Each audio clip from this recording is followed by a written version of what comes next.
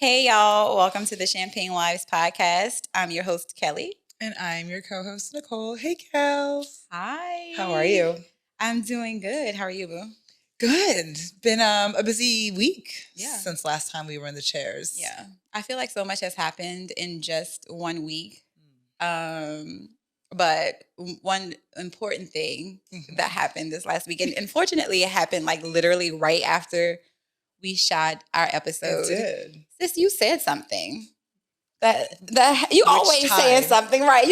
She's always saying something. When? But a clip was released where you said something that pissed a lot of people off. Yeah, I mean, that happens. But this one pissed off a lot of people. It did. A lot of people. Even more than the 100K comment. Because this one, that one was more geared right. towards the men. You forgot about that one? Don't forget, I have all the bones. Call me the bone collector. Okay, Cherie. This bottle is giving me the business right now. Give me a second. Oh, guys. Can we get some help, please, with the bottle? Is it possible? Because this is a problematic bottle. It's like, first of all, y'all don't pay me enough for this. Anyway. Okay. So the 100K comment when we talked about like high value. What the fuck is a high value woman? Ooh, there we go. Thank you. Yes. Thank you so much. That was perfect. So that pissed the men's folk off. Yeah, a lot of folks got on their feelings. Men in particular got on their feelings about that because, they said pretty much only like 10% of Black men earn over 100K. Right. So we're not reliving that. But this last comment you made was about competing. And I won't go into like verbatim what you were saying, but the gist of it was that if you have a mate, then you need to compete, right? Because they're hoes, quote unquote, thotting and plotting, trying to take your man. Said it. So we didn't really get into a lot of back and forth online because why do that? We don't have time for that, y'all. We have our own podcast to be able to have a we have our own podcast. First of all, we don't have time, but we do have our own podcast to address any topics that may come up. Thank you. Cheers. Oh, cheers. Sorry. Moving too fast. So controversial topics that may come up, right? People in the streets talking about us don't really know us. I saw people reading like, are they married? Baby, do you watch the show? Obviously, you're brand new. Or do you watch the show? Obviously, you're new to this place. Welcome to the Champagne Wives podcast. Welcome to the Champagne Wives podcast. And so we never say that we are experts. We don't want to be experts on anything. We're not trying to give, people advice on what to do. Right. What we're doing is just providing a conversation based on our own experiences, right? In the hopes that somebody can hear or see something that kind of reflects in their own life and be inspired or whatever by the conversation that we have with each other. Right. So, yeah, I mean, I feel like the comment was a very real comment, and it's interesting because what I very high level said is we have line items on the budget for various things that are going to help us, help me in particular, show up to be a better partner for my mate. Right. And so that's physical, that's mental, that's spiritual. And a lot of men were in the comments saying, absolutely, round of applause. That's exactly what you need to be doing and what women should be doing. Don't think that once you get the man that it's a bait and switch. And so that's really what the essence of the comment was, is that what you did to get the man is what you have to do to keep the man. Because if you have a good man, the reality is that there are a lot of women who are in a covetous mindset and will want that. Yeah. And so knowing how men are, right? And at the end of the day, like they're visual, but knowing how men are, you got to make sure that you're doing what you need to do to keep yourself in the best condition and get it like, hey, things happen. Yeah. Health. Weight gain, kids. I had all that, right? Like I've had two of all my of own. It. But like, we say sickness and health, for better, for worse. For better, for worse. Poor, like all of those things, All those things apply, but to the extent that you're able and you don't have any physical limitations or financial limitations, absolutely make the investment in yourself. More importantly for you, but also know that your partner's going to be a benefactor of that. And people hated that. People hated it. And I think, the key part of it is for you. And they also got hung up on the word competing, right? And so I got what you were saying, sis. And for me, when you said compete, it was just striving for like the highest and best self right? Striving for excellence. That's what I thought. That's it's in the definition of compete. When you said compete. And to me, it's about having self-worth and also, being a prize, right? And so, if you provide value, if you have value and you are striving for excellence personally, as well as in your relationship every day, no, you can't control what another person does. You can't control what a man does. I mean, look at Nia Long. There's so many examples of women who have been betrayed by their partners. Yeah. But what it does do is cause that person to think twice, and then also gives you the confidence to say bye because you just fucked up the bag. You know what I mean? And I think a lot of times, know your worth, right? So a lot of times women get caught up on, oh, he cheated. What could I have done differently? What could I have done better?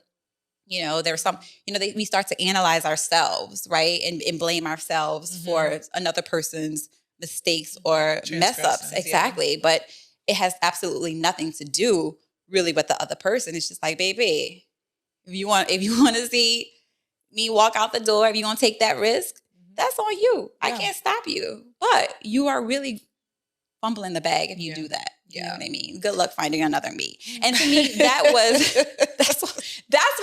what I took away from the comment. And, I hoped other people would have kind of dug a little bit deeper into what you were saying and not got caught up on the word compete. Yeah. No, I'm damaged. If I actually gave two fucks about the comments, I'm damaged. I don't have any self-worth. I have no value. Yes, we're married. Yes, we've had children. Yes, we've been through things. Yes, our husbands have stuck by us. Yes, we've stuck by our husbands. Yes, we've gone through life events. And between us, we have 21 years, 22 years of marriage between us. And so, yes, we've been through the gamut of things that you can go through in a marriage and in a relationship. And so just wanted to clear that up and set the record straight. The messy bitch in me wants to say a little bit more, but I think the girls that know. The ones that get it, get it. The ones that don't, you never will. Yes. Championship horses over here, child. I'm not doing it. Okay, don't let me fall into the thoroughbred. Okay, so then let's talk about the episode that we actually are in these seats to chat about today. So last week we talked about polyamory, and I think the most famous polyamor is Nick Cannon, right? At this point, child. At this point, he's I believe on what is 9th, maybe 10th baby, 9th publicly, possibly 10 with one in the oven. Child with, I think memory serves me correctly, has 4 to 5 different mothers of these children. And so interesting comments just around polyamory that we've been able to at least just engage in some conversations with our listeners on throughout the week. But it made me think, right? Because Nick Cannon has, if you go back to just his history, from Wild 'N Out, from his days as a child star on Nickelodeon, right? For all intents and purposes, started off as just like a good kid, right? And evolved into a good guy. Maybe he was a little questionable when he came out with some of his music, his rap music, but was never really taken serious in that arena because of the fact that he was a child star. Of his clean nature, image and nature. Yeah. So for all intents and purposes, was a good guy.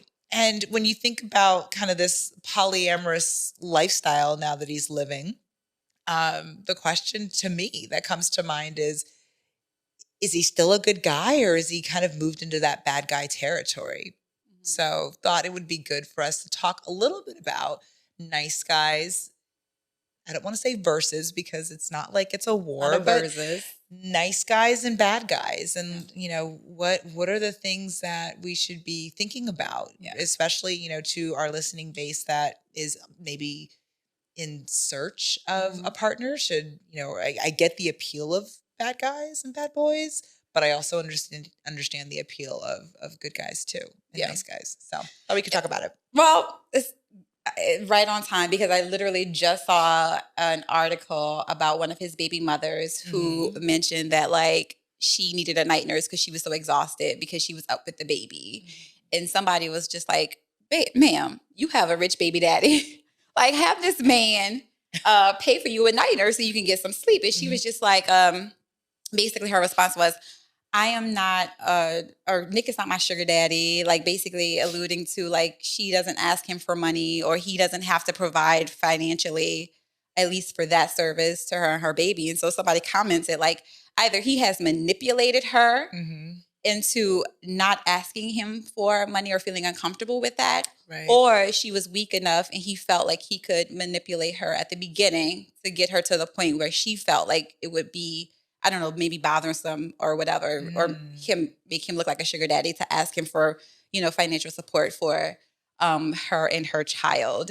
And so that was something to ponder on, right? Because I think manipulation is such a huge trait of a bad guy. And I think that if you are weak-minded, this person's point, then the right person could absolutely come in and make you accept and do things that like you never would have thought you would have done in like a million years. Right. I mean, I think the other side of it is also, what if she was someone who just wanted to have kids and just wanted to have kids with someone of a certain level and stature, but didn't necessarily want. What's the point, child? What is the what is the point? Why? Like that is the dumbest. Like, no, we're not. And then for somebody who not even, is committing to you in that way, right? Someone who has several other relationships with several other women, right? Yeah. I just don't see that being, for a sane person, like a sane woman, the case. And so when the question is he now nice Nick going to bad Nick, I would say a little bit yes. Yeah. I think he's manipulating all of these women. It's interesting. I also saw an interview that he did with our favorite Angela Yee, and he was on her podcast and he was talking about how kind of after the death of his child, like he went on about a 45-day celibacy tour. And then right before Christmas, he started busting it down. And just, he lost. Bust it down, Tatiana. He lost his willpower, right? And just pretty much inseminated a whole bunch of people. Girl, so that is sick. Right. To me. It is. And I was just like, and the way in which he talked about it. Yeah. And he laughed about it.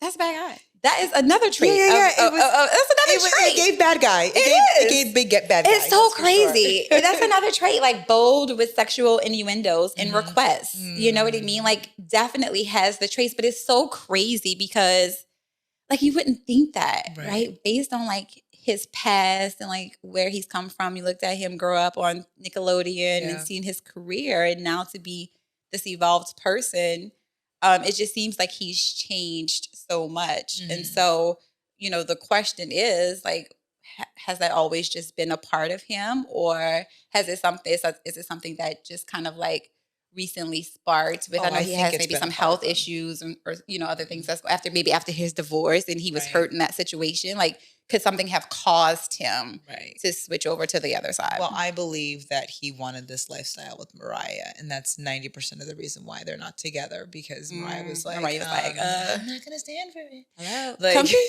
you want to do it? Go on, take that out and move on with your business. Exactly. I'll be fine. Me and my children will be fine. So think about the fact that he was a child star and probably was never told no. And probably had the world on a platter. I don't know. I'm guessing that, maybe this has kind of been in him for a while and they thought maybe he could reel it in, but then realized can't. And that's why him and Mariah might have separated. But what I find really interesting, because a lot of the women are now starting to talk about their experiences, and they're all no one's over here dogging him out, right? Because I think if they could have their way, would have more than one child with Nick. Oh, they are. Some of them have multiple children. Yeah. So I don't think they're trying to fumble the bag in that regard, but it's interesting because I feel like they're trying to speak from a very empowered place. I think the one who's pregnant now, who was on another podcast, stunning young lady, is consciously choosing to be monogamous, right? And during this pregnancy. Yeah, I saw that. When I heard that, I was like, well, she's pregnant, child. You first of all, you have to be monogamous when you're pregnant. Like you just can't let people just be poking you when you're with child. We're not doing that. So she has to be monogamous now for these 9 months. 1,000%. But after these 9 months? But the fact that we even needed to talk about that. Yeah. It's problematic. Crazy, it's problematic. Like, what? Yeah. Of course, bitch, if you're not monogamous during this pregnancy, what's your other option? Right. There is none. There is none. That's the point. There is no other option. So she come in and talking about it. I feel like they're trying to recapture this, the narrative, and give power back to this whole concept, and make sure that Nick is still painted at like that. Make sure that they communicate that they are willingly going into these situations and that there isn't this manipulative approach and or set of tactics that Nick is kind of throwing their way, that they're falling victim to or succumbing to, that they are actually with a free mind, free heart, choosing to enter into this. For whatever reasons. Okay. And so I think that is sign number one, that they are being manipulated, right? Because when you have to speak on it, it's kind of like you're coming out to defend it, right? If it is what it is, you're happy, you're making these decisions from from a sound mind, right? Then you don't need to come out and speak about it. That's true. You know, I'm not speaking about nothing going on in like my relationship to try to defend it to anybody. Right. You know what I mean? So I feel like when you have to do a world tour and go to the press and say, oh no, we're good, I'm choosing this. You know, I think that there's something there. There's definitely something there. Can't disagree. I can't. And it also brings up a topic like with Sierra and Russell Wilson. You know, even that is continuing to come up online on social media, just around the fact that he's such a nice guy. Exactly, right? He's such a nice guy, and you compare it to the guys that she dated in the past, i.e. Future, to now this guy who's wholesome, who treats her right, who's respectful, who's God-fearing. And it just also happened with Reginae Carter, where another, I forgot his name, but he has a podcast, and he said that, you know, she was with YFN Lucci, I guess, a rapper who got sent away to jail. Yeah. And now she's with this guy who's, you know, for all intents and purposes, not a rapper, has not come up in that lifestyle, who's good, who treats her right, who's respectful, and has a completely different image than her previous boyfriend. Right. Or even her father. Her father. Who I believe is also polyamorous. What's his name? Armand Warren. Yeah. Okay, thank you. Hey, thank you so much. We love our producer so much. We got you. So anyway, yes. So that was the conversation, right? Like you with this bad boy, and you really not about that lifestyle, because once shit hit the fan, here you are now with this nice guy. You don't have to worry about that kind of stuff. So what do you think? Like, do you think that, you know, bad boys is essentially what these women prefer, and because of the rocky road that they had to travel with these guys in previous relationships, did it lead them to you know, a path of least resistance? Exactly. Yeah. Someone who was a little bit nicer, who just had a completely different demeanor and personality than their previous situations. That's a big question. So I think naturally women are biologically, women are attracted to the persona of a bad boy, which is a very masculine, kind of purpose-driven, rooted in opinions and beliefs type of individual, right? Who will argue you down, girl, based on a point that they have. Dick you down. And then dick you down. So I do believe that biologically that is something that women crave, but they know that comes at a price. And that price, that peace, AKA price, makes women, when they realize that, like, hey, I've gone down that path, I've chosen it, and it wasn't worth it. Has them potentially deciding that they want to go down a different route with a nice guy. But is that sustainable though? Because what, being with the bad guy? No, being with a nice guy. So if that's something that all women, to your opinion, you feel like are drawn to, that excitement, the passion, just the... I didn't say all that, but okay. But, yes, okay, I'm paraphrasing. Yes. You know what I mean? Like, you just the little tussle, right, that you get from being in a relationship with somebody. Tension, the healthy tension is what you like to call. Yes, healthy tension. Is it sustainable to then go and be with someone who is, for all intents purposes, like just a really great guy who gives you the attention that you need, who values you, who respects you, who you can trust? Is it sustainable, or do you think it has the potential to get boring? I think it depends on the woman. So, and I think it also depends on how rough and rocky of a road she had with the bad guy. So if you had potholes every month, big potholes, ones that required like new tires to come and get you, tow truck off the highway. A nice guy will absolutely be a sustainable relationship path for you. But for somebody who is here for the highs, here for the lows, and here for the middle of the roads, you might get bored with a nice guy. Nice guys at times can be over accommodating, and might engage in behaviors that are just requiring a high level of validation because they might not have gotten that from other places in their lives. And, nice guys at times can be a little too clingy, a little too needy. And that isn't what a lot of women want. Like, a lot of women don't want to show up in their real relationships as a mother, right? And so if your nice guy is a little too clingy, a little too needy, needs a little too much validation, it's like, well, damn, like, can you not get that from somewhere else? Like, do you get that from me? That's why I always say, like, people say, like, having your man be your best friend is like some type of, like, I don't know, good thing. To me, that's ridiculous. That's blasphemy. Like, if my man, and I've said this before, like, I don't need that. I have a best friend, and I think most women just want their man to be their man. I don't necessarily think that women want to have a best friend and a man, because I don't know, like, I feel like if I'm talking to you about certain things that I feel like is women's business, and like you're engaging and having the conversation with me back, I'm a little suspect. If you got an opinion. If you want to weigh in on it. Just shut up. You don't have no opinions. Like, just stop it. Your voice don't matter. Right. But I don't want to hear your voice. You know what I mean? And so I can see how that may be. Because again, going back to just the overall, what do you call it? Mystery that you want in a relationship. I feel like if you're so open with a person and they know everything about you, like, you know what I mean? Like, to me, it does make it feel like a friendship type of relationship. Yeah. Right. And I think that you run the risk of losing some of the passion and the excitement. Intrigue. And the intrigue. Yeah. When that happens.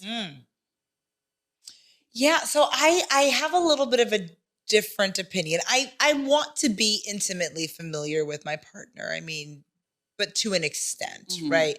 I don't need to know your poop schedule, but I absolutely want to be able to have you be somewhat of a sounding board, but not too much of a sounding board. I probably want to serve as the sounding board for your shit versus like being the sounding board. That's a good point. Shit, exactly. Right? But I'm with you on like too much. If we over disclose, we over indexing on just like, oh, I love you using my words. I do. Like, it's rubbing off on me. All of your little sayings, child. I got them. Love it. In one area. Yeah. And so I agree with you like 1,000%. I just feel like I don't want to know your poop schedule. I don't want to know, your just day-to-day ins and outs, like conversations you have with this person. Right. Now, yes, I do want to be a sounding board if we're talking about business, if we're talking about just goals and plans for the future, those type of things. How we're growing and how building, we're growing right. and how we're building. Yeah, for sure. But I don't necessarily need to know just like the ins and outs of I don't want to say your life, child, but your life. Well, I'm just saying, And having the mystery, I think, is important. But at the end of the day, I feel like the man and the woman are responsible for two different things, right? So it's important to like ask you, like I'll ask you if you're my partner, like I'll weigh in on this, like what do you want to eat? Yeah, right, because that's my world. But I want to make sure that like what I'm making for you to eat is what you actually want to eat, right. But I don't necessarily want you to weigh in on how I handle the situation or how I decorate the house, or like that kind of stuff. And so it No. goes back to my question. Then these women who I decorated the house. I'm weak. Just saying. I don't want your input on that. Like, stay out of women's business. Like, again, I'm not gonna get flack for that. I don't know. I don't care. That's just my personal preference. Oh. And so we go back again to these women who, in their dating histories, have dated bad guys and are now settled with, what people would deem as nice guys. Do you think it's sustainable? And do you think that, again, going back to the question, is there just like a yearning or a burning desire to have that excitement or mystery in a relationship with a bad boy? Yeah. So I think if you've had a lot of trauma on account of bad boys, it's sustainable. Because if you've had a lot of trauma and like you've had some real life experiences, it's absolutely sustainable. If you are a middle of the road woman who, for the most part, had nice guys, experienced the thrill, had a chance to experience the thrill with bad guys or bad boys, but are looking to have a nice balance of the two, I don't think nice guys are sustainable. But if you've had hell, trauma, been run over, backed up over, I think being with a nice guy is very much a sustainable thing. But it's not for everybody. And I think that like you've got to figure out, you got to understand like what your history is. Yeah. Like what have you seen in your life? Like did you have a father who was a bad boy by definition and was and created a whole lot of trauma for you and maybe your mother or whoever raised you in your household? If that was the case, then yeah, I mean, the nice guy lifestyle is probably the lifestyle you need to be drawn to. Yeah. But if you had that, leave it to Beaver lifestyle where you had the dad that came home and was like, pour me my drink and what's for dinner and how was your day, and you appreciate a little bit more of the thrill, then I don't know if a nice guy is really what you want. But I wouldn't necessarily say go for the bad guy, because the bad guy is going to bring his own set of issues, right? And challenges. And peace is priceless. It's so priceless. And so understand that like with bad guys, that you don't always get that. Yeah. So I don't know. I think it's a cautionary tale, right? I feel like either way you go, I wouldn't over-index, using your word again, on either side, right? I think there are pros and cons to dating, either or type of man or person. I would just even single it to men. I'm talking to women, but if you're a man and you're listening, I think it goes without saying that over-indexing on either side, I feel like, of the spectrum could be, has its pros and has its cons as well. Yeah. I mean, we talked about the cons of dating a bad boy, obviously peace. What else would be something like, there's that peace. Just the peace of it. It's priceless. It's priceless. Like you can't even put a dollar. You can't even put a dollar on it. Like you can't. This is what you lose, right? You lose the peace. Maybe embarrassment, maybe something that comes along with dating a bad guy. I mean, just girl, go on the internet and see, read a story. Like, just read a story. Yeah. So many other things I feel like we can get into. We can. And so, the saying that just keeps popping up in my mind, the whole concept of nice guys finish last. And I hate that for nice guys, because like at the end of the day, nice guys, salt of the earth, right? Like they shouldn't finish last. Like they should absolutely finish first because for all intents and purposes, like they're doing all the right things. Yeah. And then I guess. But then what are some of the pitfalls then when it comes down to dating a nice guy? So boredom being one. Ooh, not boredom. So boredom might be one of them. If you are a female who really does just enjoy kind of a little bit of intensity in your relationship, and I don't view that as being toxic because what the narrative is right now is if you are a female who likes bad guys, it's because you don't know what good is like and you prefer toxicity. And I say no. Like there are women who are very much appreciative of like being with someone who would probably fall more on the bad boy side of the spectrum, but don't necessarily care for that. Yeah. So I don't know. I think there's boredom. I think there's, you got to understand there's a neediness, a clinginess, high need for validation. And attention. Yeah. And if you are somebody who wants to be led, if you want to be the neck and not necessarily the head, I think you have to figure out what type of nice guy you're with, and are they going to allow you to operate as the neck, or are they going to need you to be the head? Another way of saying that, do you have to wear the pants or can you wear the skirt if you're with a nice guy? And bad guys, by definition, tend to allow you to wear the skirt. Definitely. A little bit more than nice guys do.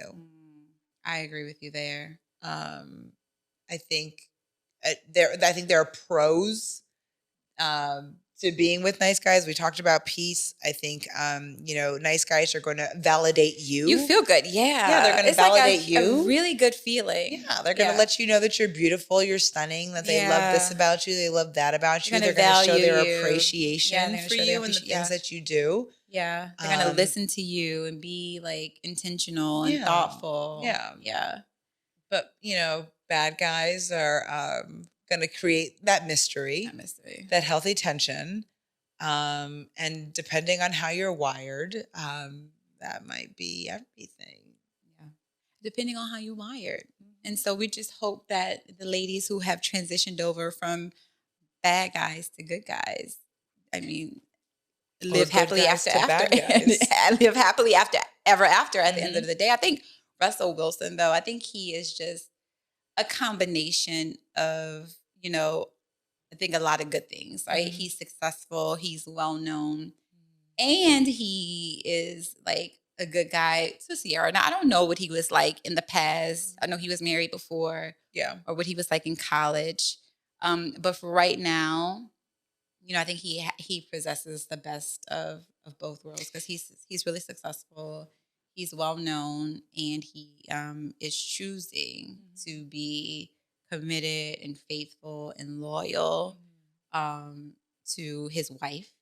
He truly, I feel like, values her, and I think that they really do have a great relationship. Yeah, they do. They do. And I will tell you, initially, I was like, he's like a simp on 1,000. Like that initially. You call this man a simp? You did not. Girl, I'll be bad with definitions. But I just felt like he was just like really into her. And I felt listen, I'm bad with the definition. So if simp means something that like I am messing up. But that's what they call him. They call him a simp. So they call him lame. They call him, soft. First of all, we forgot to mention she was a little Bow Wow. Oh, yeah. Her judgment. Okay. Yeah. Anyway. Okay. So we digress. So she was with Bow Wow. Then I know she had a couple of other people she was dating. And then obviously Future, who the king of toxicity. Girl. I don't know why, but he is. He's a king of toxicity. His one-liners are priceless. And then she went to Russell Wilson, who I feel like really went hard in the beginning. But here's why I got a lot of time for the Sierra Russell Wilson combo. She felt safe enough in that dynamic to fall into the neck role, right? Even though she's successful and rich in her own right. Right. She felt comfortable enough to go into that neck roll and to let him lead. So even though he's a nice guy, he's almost like the perfect version of the bad guy, the bad boy, and the nice guy, because he does what he needs to do on the football field. Masculine energy on 1,000%. Exactly. Which is what they will say when you look at the short list of things that bad guys have or bad boys have. There's a heavy masculine energy. Yes. There's no doubt, no question. He has that. He has that. He's running the field. We know quarterbacks are the spinal cord, if you will. They're the leaders. The leaders on the field from an offensive standpoint. So I think there were a lot of things that he gave that allowed her to feel okay to be led, to be led and to operate as the neck. And then you look at where he was and now kind of where he is. I don't know. I've been looking at the pictures. Listen, Russell Wilson, he given something. He had to glow up. Body language, outfits, the way he's posing in these pictures. He got his sweat. Well, that's true because that's Atlanta sweat. So that's what women do. They do, right? Yes, so facilitate the glow up. Exactly, facilitate the glow up because I don't know where he's from. Somewhere that I don't know, but I know Sierra's obviously from Atlanta.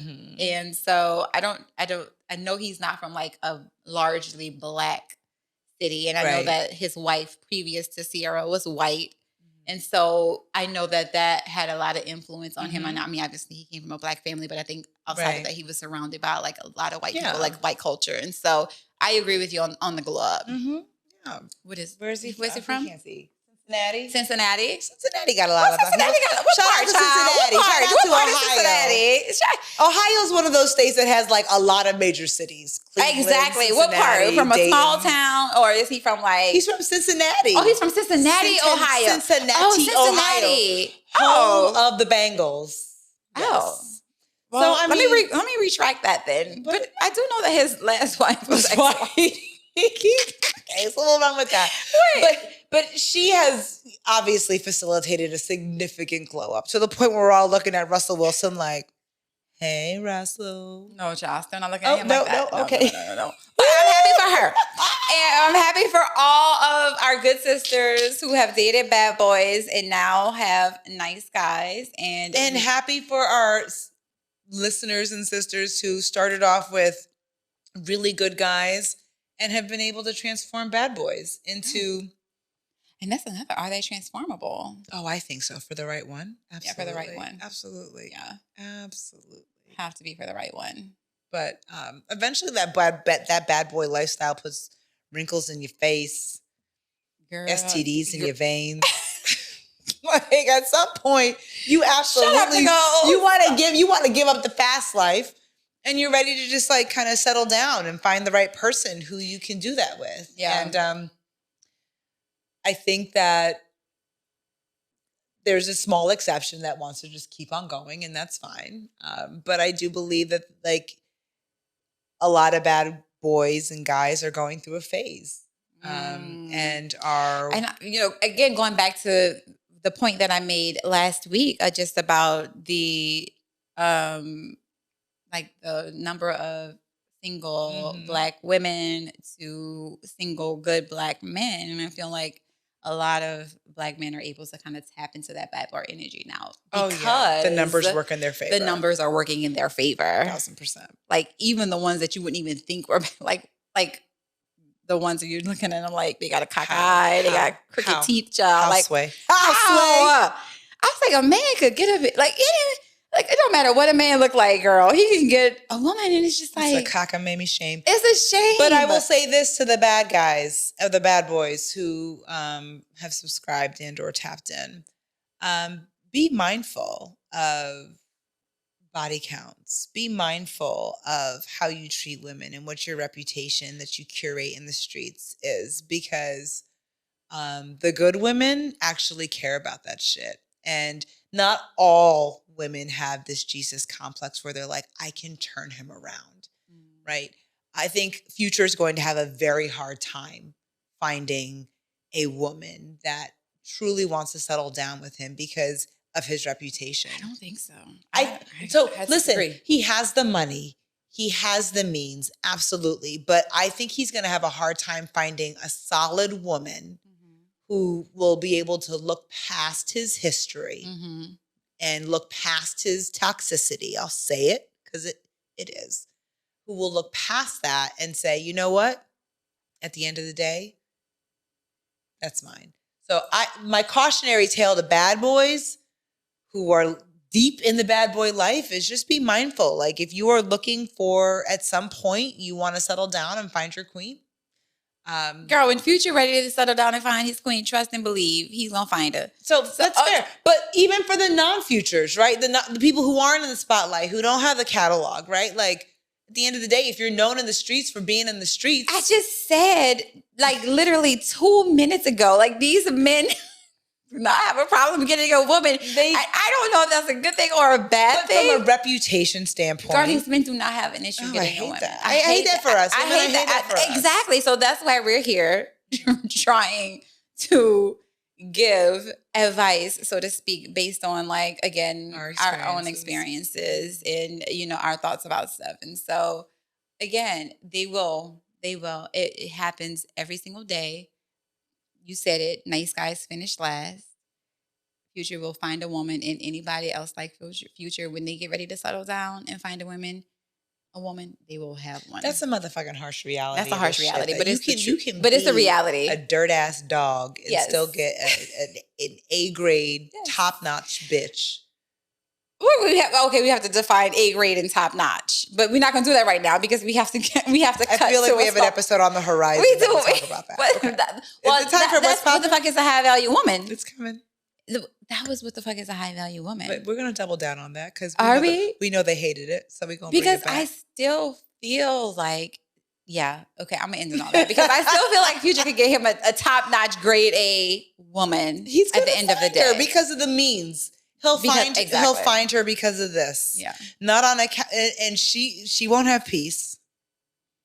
She won't have peace. You just said that bad boys can reform, right? I said for the ones that they want to reform for. They can, but old habits die hard, child. Very hard.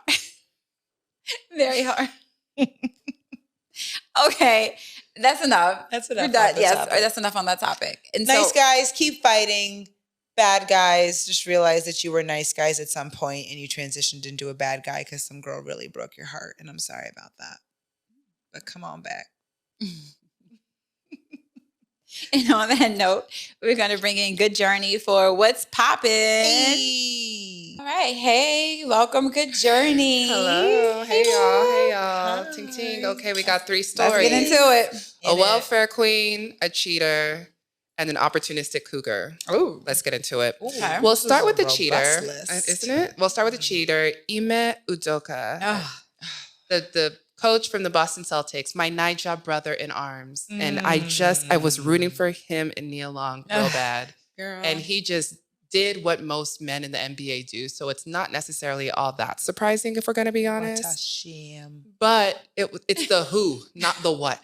The who is the who. It's always the who. It's always the who. Apparently it was like, they call it a staffer, but in my, you think about things and it has to be some kind of an assistant because this person assisted with the move for Nia from LA to Boston. Mm-hmm. So she's in the inner workings of his calendar, of his life. Of her. Like she was moving her, right? Helping her move. So she must be a subordinate. So that's probably why it got a little bit fuzzy. Prime example of hoes thoughting and plotting. And I mean, let's be real. This man is very, very attractive. Yeah. Very, very attractive. Mm-hmm.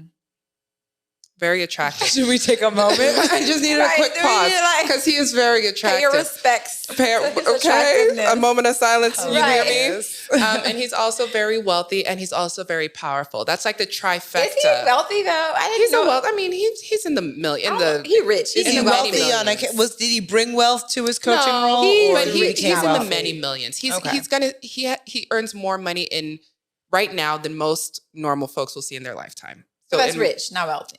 Oh, that's subjective. That's okay. But okay, continuing on.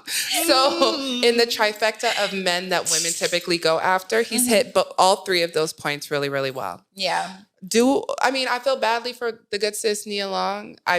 I mean, it is what it is. And I hope that something better would have gone for them because they've been engaged for 5 years. They've got a child, all of those things. But, ultimately, a bad guy's going to do what a bad guy's going to do. A bad guy is going to do. And again, you cannot control these motherfucking men. They are going to do what they are going to do. But what we know about our good sister Nia is she is a high value woman. Very, very much so. She is gorgeous. She is talented. Yeah. She has a successful career. She has her own money. Everything that she needs. And it's his loss. It's his loss. And it's curious because Michael Blackson, who once again is not an attractive man, but he has a lot to say concerning infidelity in relationships. And he says if a man is rich, that he should get one side piece a month.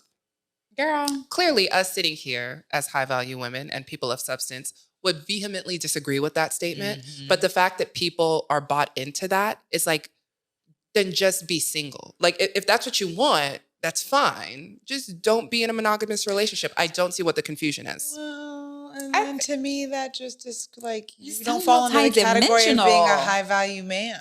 Like, I feel like high-value men, I know we try to put a lot of external things on that, but like a high-value man is also somebody who has the ability to recognize what they have, right? Yeah, and totally. The prize that they have been able to get. And so, and don't fumble the bag.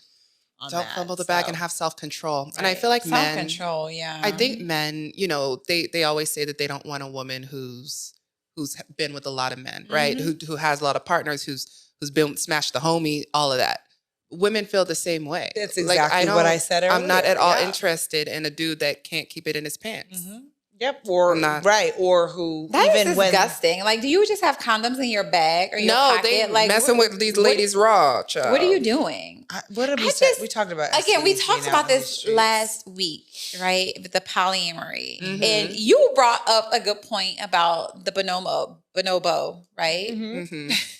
Am I not right? Yes, the bonobos. The bonobos. You're correct. Okay. And how they are just poking, right? A male goes from one female to the next female. And somehow, that can be something that when you think about the evolution of man is something that's just kind of innately in us, more particularly with men. Right.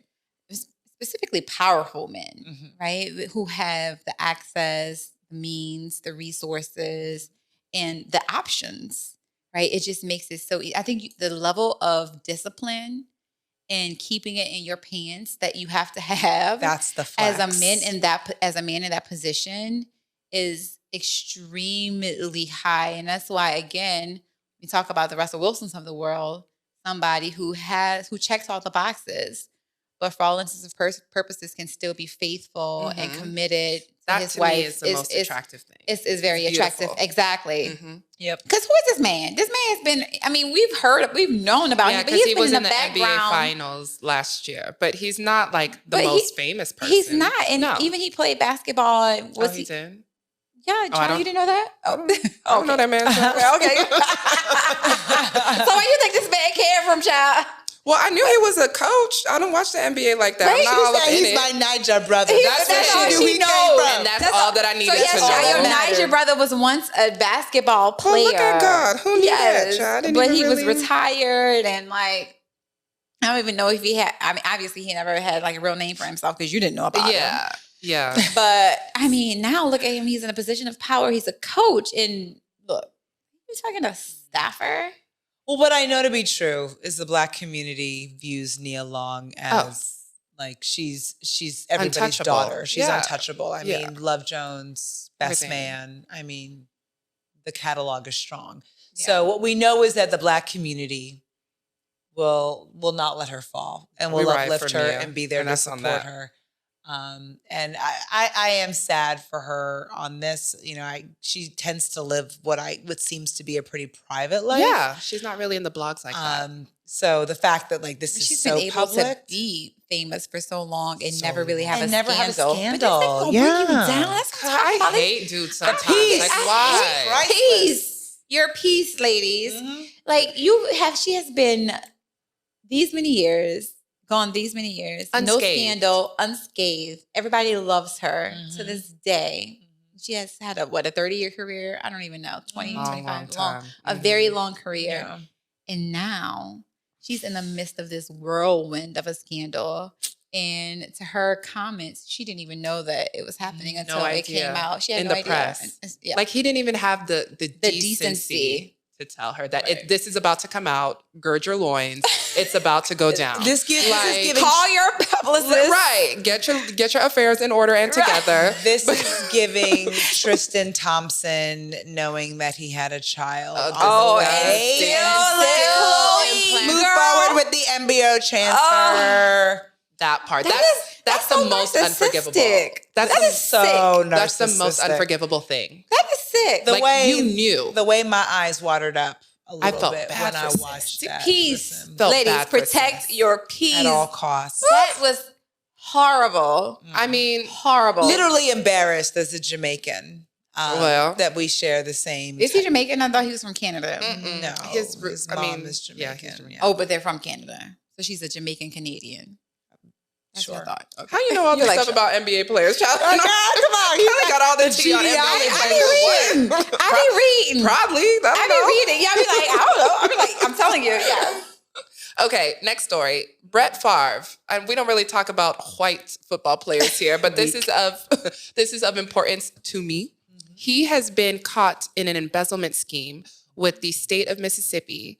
He conspired with the governor to steal $5 million of welfare funds. The black governor? Welfare white queen. Governor? Girl, white. Okay. White governor. So white on white to crime. steal $5 million of welfare funds to queen. give to his alma mater to build a volleyball court. And his daughter goes there. And plays volleyball. Couple things.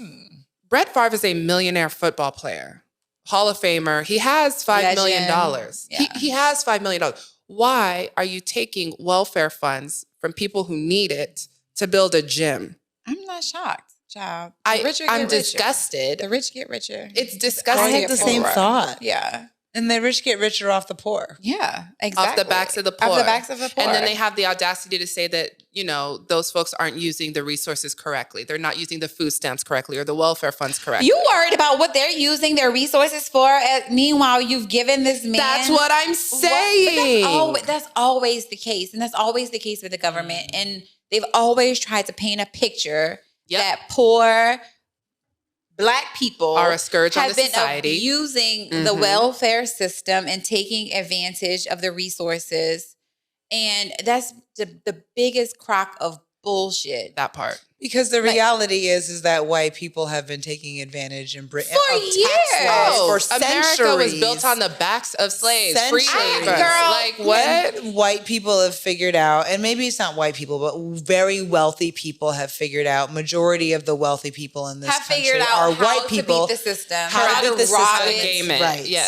Exactly right. I literally, so when Black people are doing that, or Hispanic people, or people of color are doing that on account of EBT and food stamps and WIC.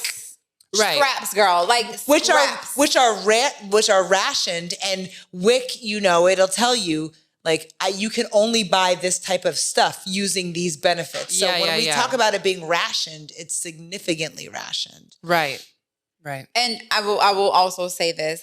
A long time ago, I'll tell a personal story. I know I love personal stories because I've had the gamut of conversations and shit that has happened to me.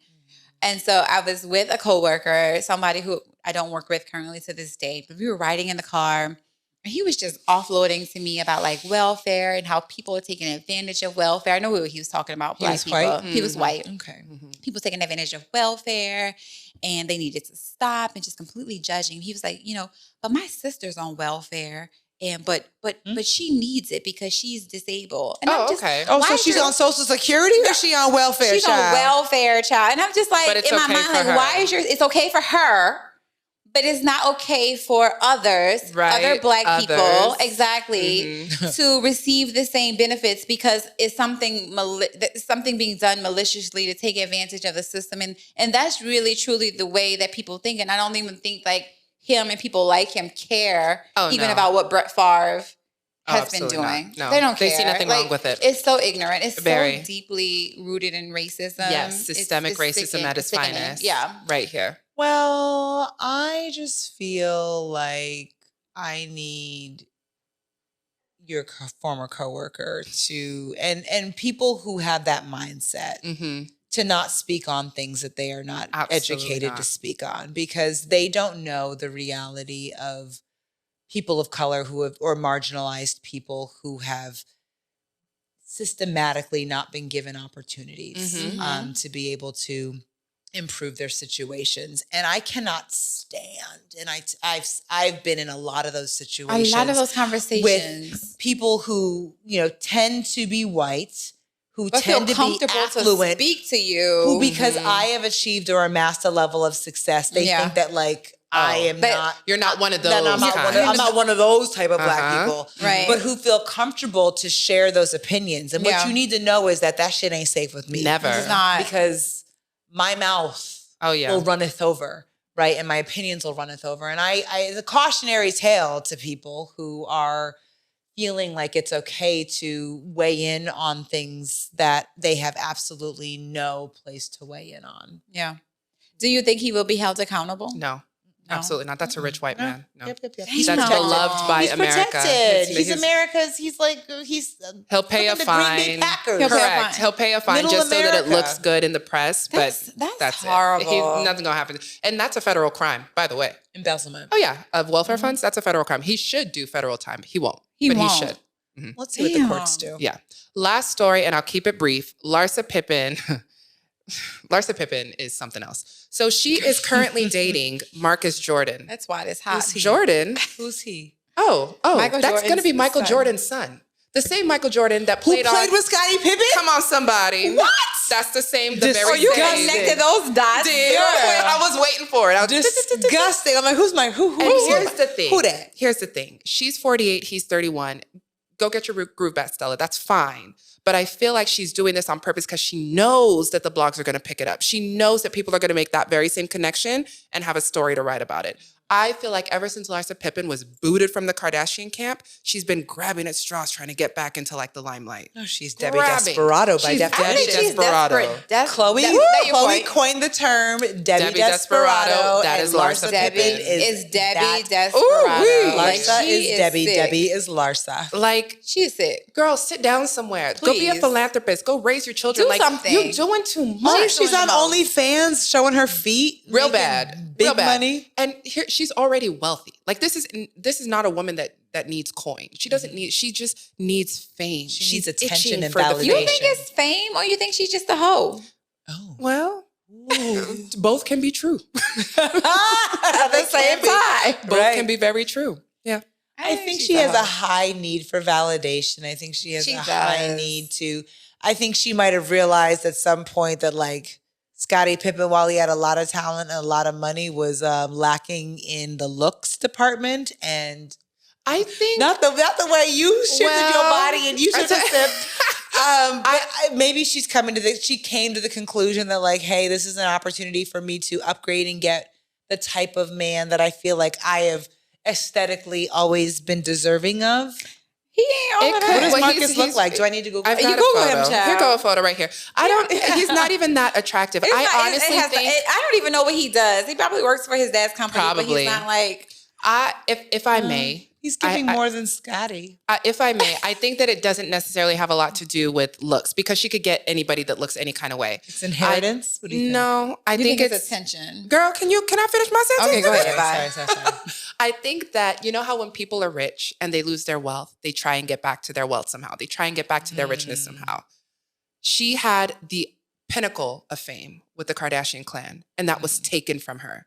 She's trying to get a taste of that fame back again. This would be round 3 of fame, right? Because she had the pinnacle of fame as Scottie Pippen's wife. Then she had a second act with the Kardashians. And now she's on a Housewives show. But I mean, a Housewives show is only going to take you too far. It's only on Peacock. It's not even on main Bravo. It's not on the main Bravo. I really do believe she's a gold digging hoe. And she doesn't need to be a gold. She has gold. She's not digging for gold. She's digging for fame. I don't think that man is not famous, child. He's not famous. No, it's he not. He doesn't even play basketball, does he? No, it's not him. It's who he's attached to. Well, if he could get, it's clout chasing. I don't know. That's like it's clout chasing at its finest. At like a third person child, like yes, because it has that's too much. The Pippen and Michael Jordan's always going to be famous for the rest of his life. That's just what it is. And the Scottie Pippen connection to Mike Jordan's like, oh, she's really not loyal. Oh, she's going after this guy. Like, if she were to date any other NBA player's son, nobody would care. How old is he? Oh my God, yes. Everybody has always said anything about whoever 31. she dated. And she's how old? 48. They talked about her dating Future because she was still married to Scottie at the time. They talked about another guy that she dated in a situation, and he was in the NBA. They talked about her and like... Oh, because he was married. Exactly. So I feel like there's so many... It's not the person. If the person was appropriate, it would be fine. She goes after men that are married. They're married. She's married, or somebody completely inappropriate for her. So she's a hoe. I don't know. I've had more than 3 people in my lifetime. Am I a hoe? No. That's what I'm saying. The type of person that you just say she goes after like married men and like men who just like have these connections. I hesitate to label her. I just think she's a fame whore. That's the only label I'm gonna give her. I'm not gonna comment on her sexual preferences. I feel like fame whore is probably appropriate. And yeah, like I said, I think she has a high need to be validated and to be made to feel beautiful. I'm sure when she was married to Scottie Pippen, and even when she was with Future, she was one of several. Oh yeah, for sure. Women, and so that might fuck with your mental, and might create some insecurities there. Not having the peace, as we've talked about. I'm not making excuses for her by any stretch of the imagination. I think that at the end of the day, like, there's not a lot of value that she adds to anything that I've seen her put her hands on. But no, she had a jewelry line on The Real Housewives for like 2 episodes, but ain't nobody wear her jewelry, child. And then she downsized on the home. Yeah, she sold the family home. Yeah, but and she got kicked out, excommunicated from the Kardashians. So well, cheers to you, sis. I hope you find your happiness. Yeah. I can assure you it's not with Marcus Jordan, but you can try if you want to. 6 months stop. Anyway, so thank you so much, Good Journey, for following us. Thank you guys so much for tuning in and listening and watching on YouTube. Please remember to follow us at Champagne Wives Podcast on IG and subscribe to our YouTube channel. With that, we will see you guys next week. Same time, same place. Cheers. Bye. Bye.